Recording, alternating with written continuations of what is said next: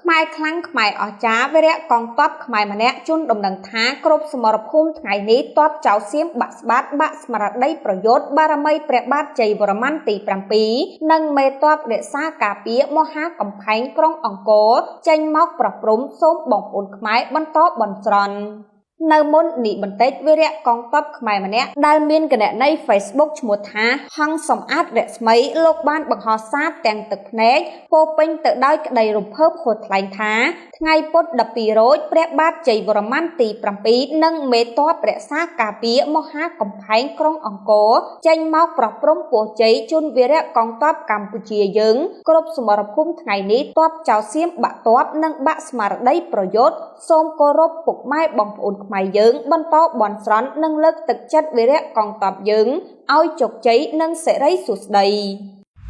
សាប៊ូ collagen MKM មករាមុំដោះបាត់រាល់បញ្ហាលើដងខ្លួនដូចជាសង្វាមុនខ្នងអូររមាស់អាឡែស៊ីនិងបែកអាចរុយជាដើមជួយផ្ដល់សំណើមដល់ស្បែកកាត់បន្ថយស្បែកជ្រូញ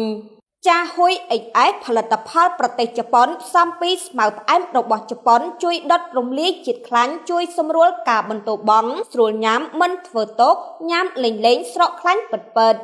ចំពោះសារបង្ហោះរបស់វីរៈកងទ័ពខ្មែរខាងលើត្រូវបានពុកម៉ែបងប្អូនអ្នកលេងបណ្ដាញសង្គមគ្រប់រូបចូលទៅខមមិនថាសូមបួងសួងដល់បារមីវត្ថុស័ក្តិសិទ្ធិក្នុងលោកទាំងអស់និងដូនតាខ្មែរគ្រប់ជំនាន់ជួយខំក្រងការពារថែរក្សាដល់បងប្អូនកងទ័ពជួរមុខប្រកបដោយសុខសុវត្ថិភាពគ្រប់គ្នាជ័យយោវីរៈកងទ័ពកម្ពុជាឈ្នះឈ្នះសូមទេវតាបារមីមហានគរខ្មែរជួយថែរក្សាការពារវីរៈកងទ័ពកម្ពុជាឲ្យបានជ័យជំនះហើយខ្លះទៀតក៏ខមមិនថាសូមបួងសួងអធិដ្ឋានដល់អស់បារមីវត្ថុស័ក្តិសិទ្ធិក្នុងលោកទាំងឡាយសូមតាមជួយថែរក្សាការពារបងប្អូនវីរៈកងទ័ពដែលចាប់ក្នុងដៃសៀមនិងវីរៈកងទ័ពជួរមុខនិងប្រជាជនខ្មែរសូមបានសុខសុវត្ថិភាពទាំងអស់គ្នា